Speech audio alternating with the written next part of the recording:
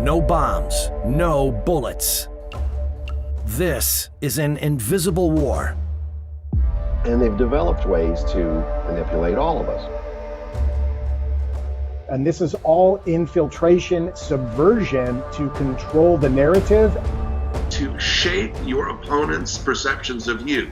Our God-given rights are being silently eroded, yet we are completely unaware. Sending an official letter urging that an American elected official shouldn't exercise his right to freedom of speech. Make certain media outlets think twice about reporting certain issues or certain topics. The provost of the university personally called me out and escorted me off campus, telling me not to return. An unnoticed dark force is attacking America. That it's a struggle between freedom and totalitarianism.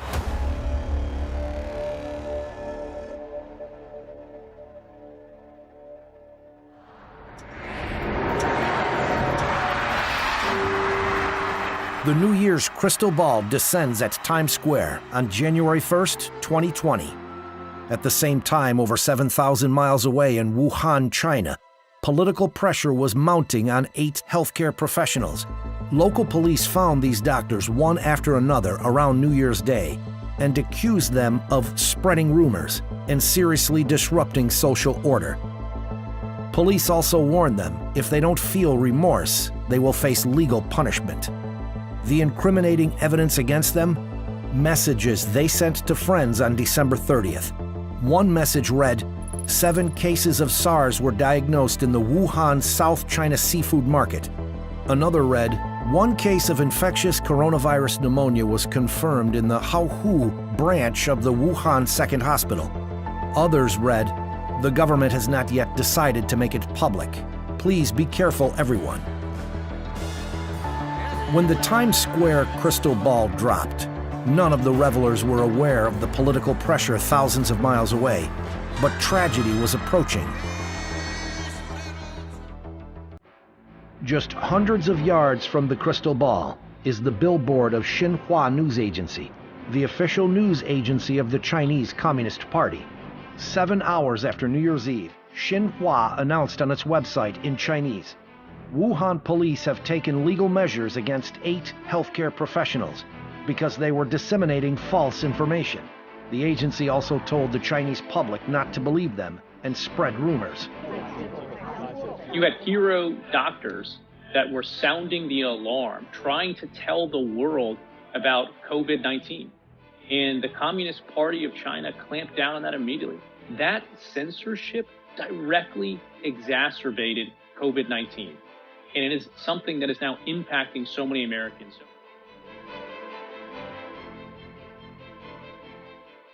Xinhua is China's official news agency, directly controlled by the State Council of the CCP. Cai Mingjiao is the president of Xinhua. He previously served as the deputy director of the CCP's propaganda department, where he ruled the media with an iron fist, firing writers who dared to tell the truth, with a tight grip over the media and political loyalty to the party. Some call him the news killer. In July 2011, Xinhua signed a long-term lease for a prominent advertising space in Times Square. The fee for the giant screen is estimated at $300,000 to $400,000 per month. Don't buy! China live! Free speech! On its first day of broadcast, a Tibetan group staged a protest, saying the CCP's censorship agency is not welcome in New York City. Don't buy! China live! Free speech! Free speech! Don't buy! It's the official source of information that's very tightly controlled editorially by the Chinese government and Communist Party in terms of what they're able to publish, to the extent that they basically use it as a way to channel the official version of events within China. The CCP calls this billboard the China screen as a symbol of the regime's Da Wai Shun, or Grand External Propaganda Campaign. That multi-billion-dollar media expansion plan was Beijing's response to a setback for the CCP. During the 2008 Beijing Olympics, the CCP was eager to enhance its international image. by showing the world how China can host the perfect games. Behind the scenes, the CCP was increasingly abusing human rights and silencing dissent. After nearly 2 weeks of violent demonstration, Politicians and human rights groups from around the world called for a boycott of the Olympics in Beijing. Embarrassed CCP officials believed this happened because its own message was not being heard enough outside of China, so it needed a bigger voice. In 2009, the CCP launched the $6.6 billion Grand External Propaganda Campaign to fuel the global expansion of its official mouthpieces and drown out Western media voices. The CCP not only seeks to improve its image in the world, but also to further a strategic expansion of global power. As the international financial crisis began in 2008, it seemed at that time that many countries in the world were seeking help from China and regarded China as the engine out of the crisis. Therefore, the CCP was full of confidence at that time. Domestically, it felt that it was necessary to strengthen its totalitarian rule. Abroad, it also saw an opportunity to expand its power overseas and establish a communist order according to the will of the CCP. Of course, the CCP still has no way to confront the United States in military power, so it has adopted the method of information warfare. And then there's information warfare, which is a lot more subtle, which is how you shape the perceptions of your opponent. And there's a lot of different modalities used to achieve those ends, for one country to achieve its policy goals by manipulating another one. As the vanguard outpost of this global campaign, in 2010, Xinhua rented top-floor office space in Times Square to be its North American headquarters for the next 20 years. The next year, it rented the highly visible advertising screen and started playing propaganda videos. Another Chinese state mouthpiece media, China Daily, entered Americans' lives in an even more insidious way. China Daily, for example, the CCP controlled a state-sponsored newspaper from China, is dropped on my doorstep as a member of Congress in my House office building. That's just skimming the surface of how powerful and how advanced the Chinese propaganda machine really is. China Daily has been inserting a multi-page supplement called China Watch as paid advertisement into major newspapers including the Washington Post and the Wall Street Journal over the past years. The Chinese Communist Party understands that politicians in the West, unlike there, have to be responsive to public opinion to some degree. And by growing their influence in these other media outlets, they're able to shape American perceptions of communist China to make the American public at least less hostile, which makes it easier for Chinese Communist Party officials to deal with American elected officials. Trying to shape the narrative about China, these advertisements describe the CCP as an open and civilized regime and claim that the people under the CCP's rule enjoy economic prosperity as well as freedom, and that the Chinese market has many business opportunities. On the first page of the insert, in barely noticeable text, it says the content was paid for by the official media of the CCP. Don't focus on what the Chinese Communist Party, what the narrative is. Remember, a communist regime dominating a narrative and controlling the narrative. Look at their actions over the past decade and several decades and since they've been in power. When you look at a Marxist-Leninist socialist system or socialism with Chinese characteristics, it's always for the betterment of the party. They will trample human rights, basic rights of individuals in order to get to that goal, and they make no mistake about that. And we know what they're doing to the ethnic Uyghurs in northwest China and Xinjiang. We know what they did in Tibet, and we know what they've done to the Falun Gong and the Christians. The China Daily, sponsored by the CCP's propaganda department, was made to register as a foreign agent with the Department of Justice in 1983. New documents filed with the U.S. Department of Justice on June 1st show that over a 3-year period, starting November 2016, China Daily paid over $4.6 million to the Washington Post and nearly 6 million to the Wall Street Journal. It is quite difficult for many newspapers to survive in the digital age. The Chinese Communist Party can publish a lot of information on these newspapers with such a large sum of money. People in many countries have not directly suffered from the rule of the Communist Party. They don't know how evil the CCP is. Therefore, Westerners are more likely to accept the stories told by the CCP before they are actually heard. So, Nazi Germany with Joseph Goebbels.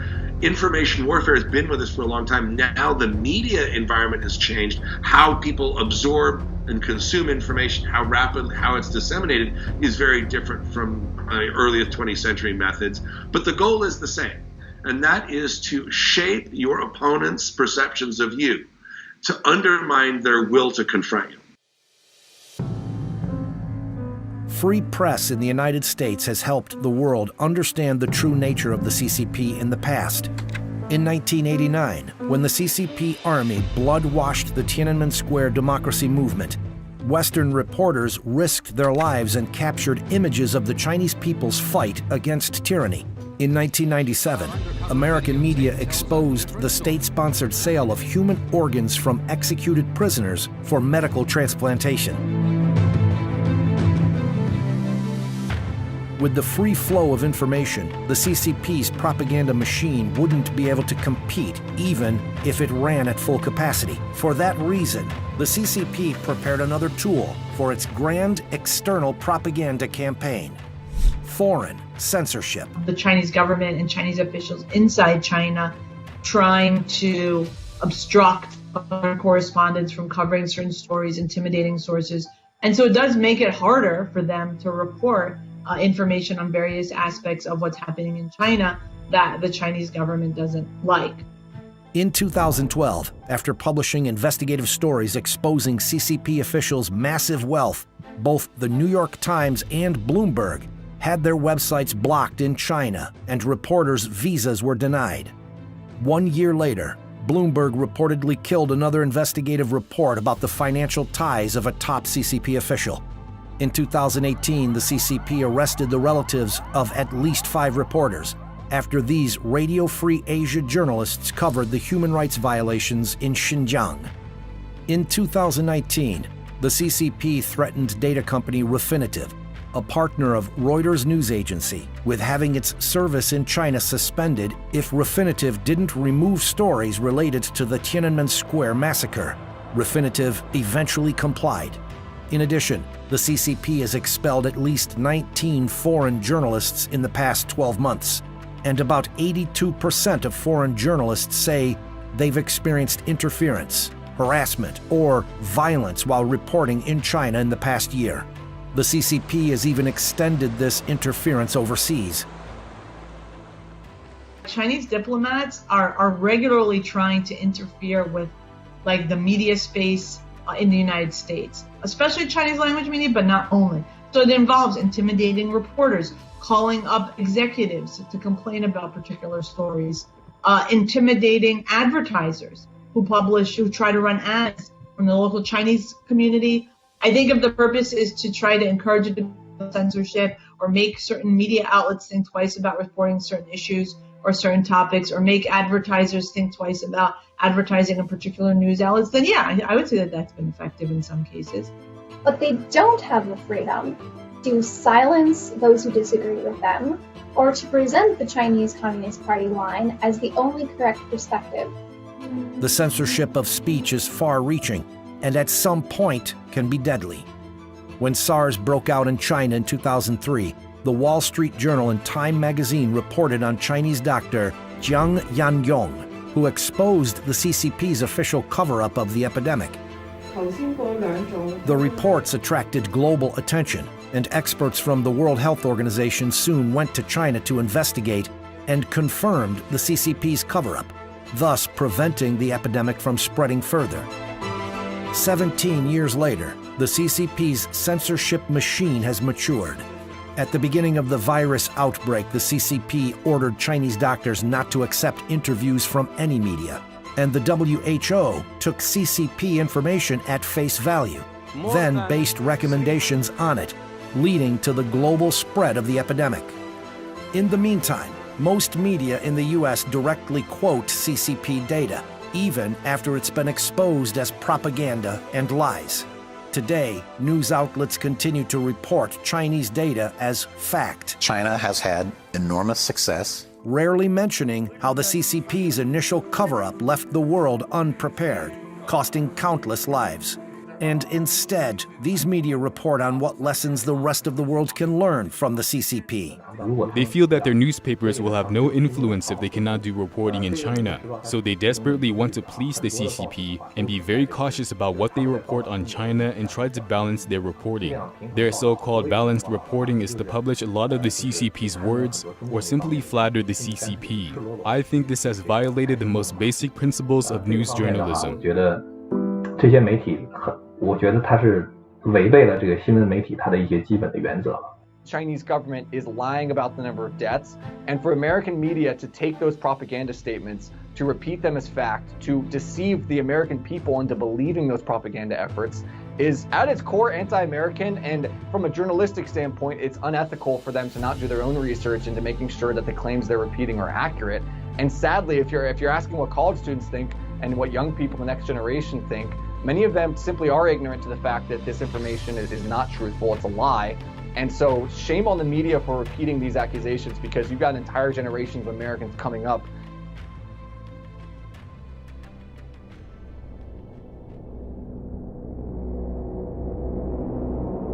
Even as the pandemic continues to spread globally, the CCP has been trying to persuade the world not to blame China, but to praise China. Using its grand external propaganda machine and fake social media accounts, the CCP is pushing a narrative that the world should thank China, and it's trying to get politicians to say it. The Communist Party of China reached out to me on 2 occasions to pass a resolution praising them for their handling of the coronavirus. And what was probably most unusual about the request was that they provided me with the resolution. I've never had something like this happen. Roth received the 2 emails directly from the Chinese Consulate General in Chicago, one in late February, the other in early March. At that time, the epidemic was spreading across the United States. The American economy was hit hard as well. They actually just had the samples destroyed of this initial samples taken from the sick in Wuhan, where they had the genome sequenced, and they destroyed all of that. They destroyed the evidence. They covered up. They hid. They prevented researchers from getting into the country, and they basically said, well, they see no evidence of human-to-human spread of the virus.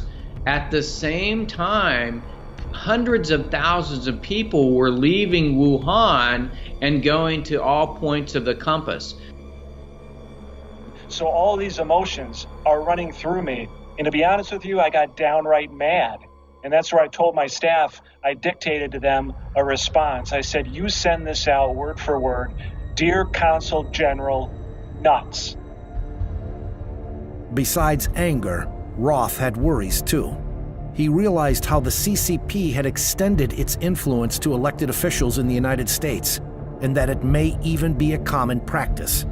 I've never spoken to their consulate before, so that's why it makes this request very unusual and very scary that they felt that this was normal behavior for a foreign government to come to a sovereign state like Wisconsin and ask them to pass this resolution. Here's probably the part that should scare most of us.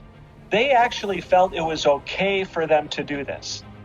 So it makes you wonder, am I the first one that they've reached out to ask for a resolution to be passed? I find it hard to believe that I would be. The New York State Senate passed a controversial resolution on June 18, 2019, designating October 1st as the China Day. October 1st is the anniversary of the Communist Party's takeover of China in 1949. Huang Ping, the Chinese Consul General in New York, was invited to witness the adoption of the resolution. Many Chinese groups in New York State protested the resolution. Among them were groups oppressed by the CCP. They worried that the resolution would boost the CCP's image in New York State. A month before New York State passed the resolution, US-China trade talks had collapsed because the CCP was unwilling to make real legal commitments to protecting intellectual property rights. Some federal officials called for escalating sanctions against the CCP. At that moment, the friendly gesture toward the CCP from New York State was immediately praised by the Chinese foreign minister. Since President Trump came to power, especially during the US-China trade war, the two parties have reached a consensus on the CCP. So the CCP shifted its focus to state governments, because state governments don't have dedicated personnel for foreign diplomacy, and people at the state level are far less vigilant towards the CCP. Also, their understanding of the CCP's nature is not as good as people in the federal government. The CCP really wants to have some resolutions passed at the less guarded state level to create an environment conducive to itself while exerting pressure on the federal government. New York State, which was hit hard by the pandemic, has more economic and cultural exchanges with the CCP than any other state. According to the China General Chamber of Commerce, $50.9 billion of investment from China was injected into New York from 2011 to 2017, much more than any other state. The New York State government stated in 2017 that developing relations with China is one of its top priorities. The CCP has mapped out every politician in the country, down to the governors and senior elected state legislators, so it's not just national level politicians. And they've mapped out who's soft on the CCP or even likes them, who's moderate or ambivalent, and who's hostile to them. And they've developed ways to manipulate all of us. Whereas if you just want to make money and bring jobs into your state, fine, then let's cut a deal and don't ever say the name Taiwan or don't ever be critical of Xi Jinping, and we'll make sure that our party people invest in businesses in your state. Is the communist regime censoring remarks of US officials? One way the regime can do this is through its sister city relationships. According to the CCP, sister cities bring more cultural and economic exchanges and cooperation. However, this cooperation sometimes comes with strings attached. When the Czech capital of Prague signed a sister city agreement with Beijing in 2016, Prague agreed to adhere to the One China policy, that is, recognizing Taiwan as part of China. This was exposed by newly elected city officials last year. The new mayor rejected including a political declaration in the agreement between the cities and wanted to remove the One China language. He said his country should not turn away from the victims of injustice. The CCP immediately threatened Prague with breaking off diplomatic relations, stopping flights, and cutting financial aid. New York City, like Prague, has signed a sister city agreement with Beijing as well. China's Consul General in New York sent a letter last month to the Speaker of one of your state legislatures. Here's what the letter said in part. It said, quote, "As we all know, Taiwan is part of China. Avoid engaging in any official contact with Taiwan, including sending congratulatory messages to the electeds. A representative of the Chinese Communist Party in the New York City sending an official letter urging that an American elected official shouldn't exercise his right to freedom of speech." And this isn't a one-off event. It's happening all across the country. The abuse of so-called friendship goes even further. The Association for the Defense of Human Rights and Religious Freedom publicized an internal document from the CCP's Henan Provincial Party Committee, dated March 2017. The file contains the following text: make full use of the foreign sister cities' relationship to squeeze Falun Gong's space in their activities abroad. Falun Gong is a popular traditional Chinese spiritual practice.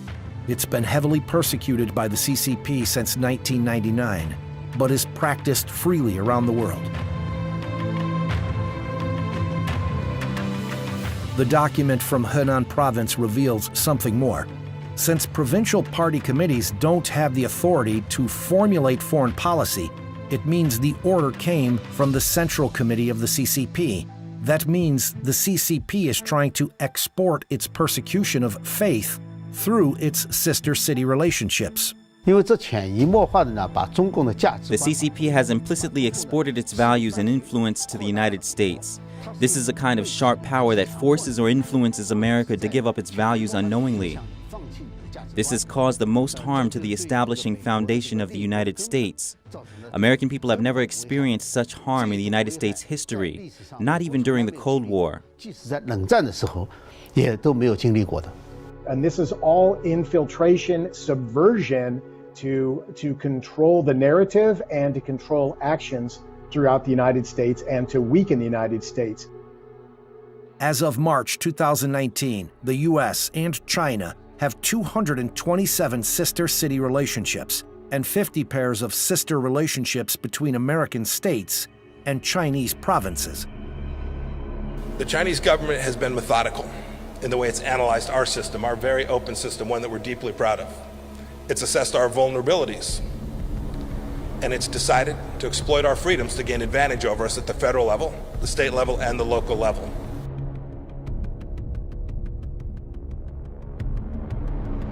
Another Trojan horse entered the United States under the banner of cultural exchanges in 2004.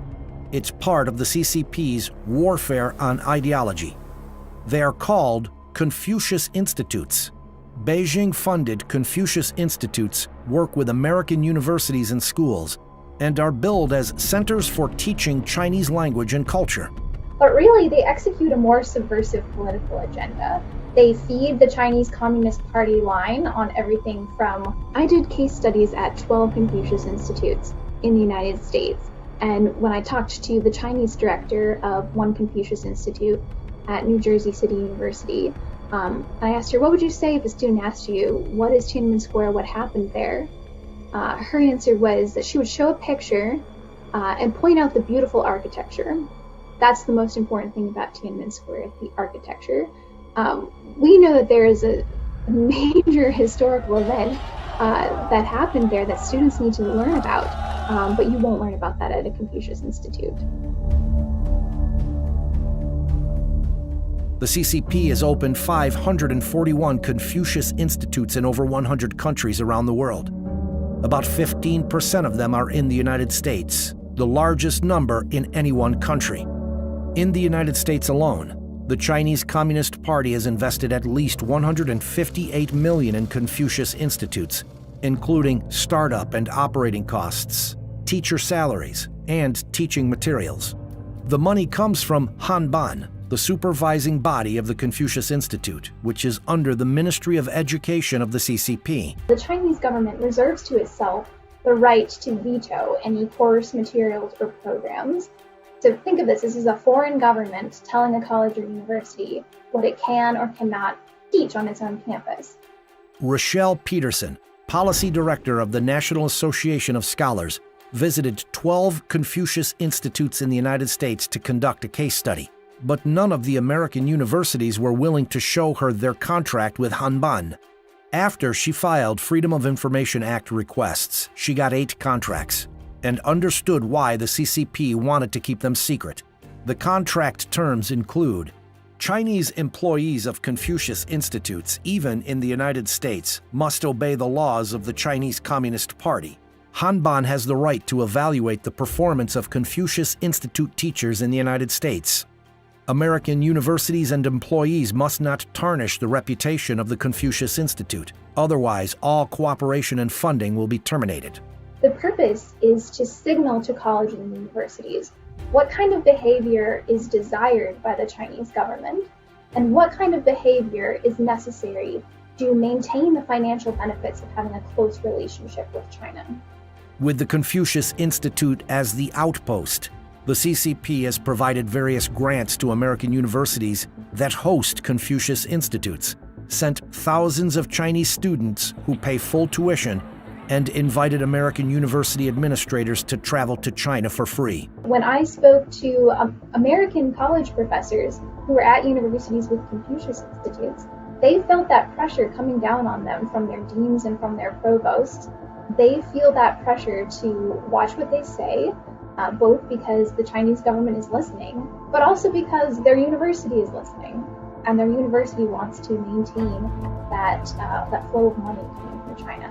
In addition, Hanban's hiring practices have been found to include provisions that discriminate against certain faiths. This is completely contrary to American law and values. The Chinese Communist Party has wiped out the traditional Chinese culture in mainland China. Instead, it has replaced the traditional culture with the Communist Party's culture. So the cultural exchange is actually exporting the Communist Party's culture to the world. The CCP culture is contrary not only to American values, but also to the universal values of the world. If this cultural exchange is accepted unwittingly, it is actually helping the CCP undermine American values. At present, of the more than 80 Confucius Institutes in the United States, a total of 12, or nearly 15%, are in New York State, far exceeding any other state. When I went to Alfred University, having actually secured permission in advance to go to the university and visit the Confucius Institute, I found that when I actually arrived on campus and tried to sit in on a class, the provost of the university personally called me out and escorted me off campus. I felt deeply alarmed, that basically the Confucius Institute had set up a little piece of the Chinese government right on campus.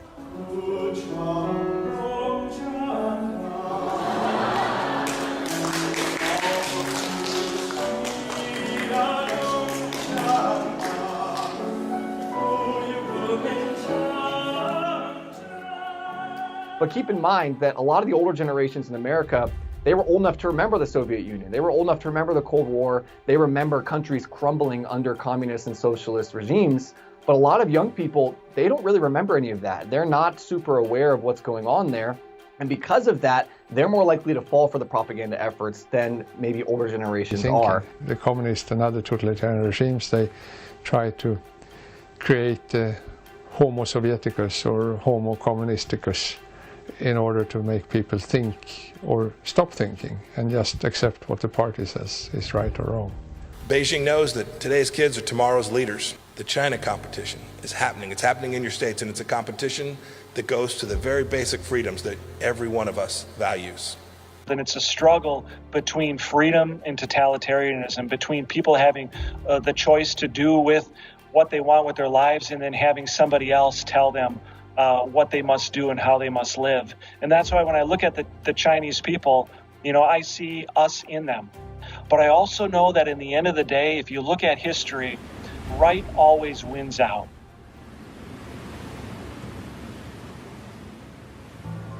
The Declaration of Independence says, "We hold these truths to be self-evident, that all men are created equal, and they are endowed by their Creator with certain unalienable rights, that among these are life, liberty, and the pursuit of happiness." Now, these rights bestowed to us by the Creator are being silently eroded. It's a confrontation between communism and universal values, between authoritarian totalitarianism and freedom and democracy, between atheistic materialism and God-given rights. The war of ideology is being waged on our everyday lives. Censorship and propaganda have silently broken through the line of defense of truth, and the invisible enemy, the CCP virus, has marched in without resistance. Now, we find ourselves at a crossroads, and we must decide: continue sleeping in darkness, or wake up and follow our consciences and defend our God-given rights.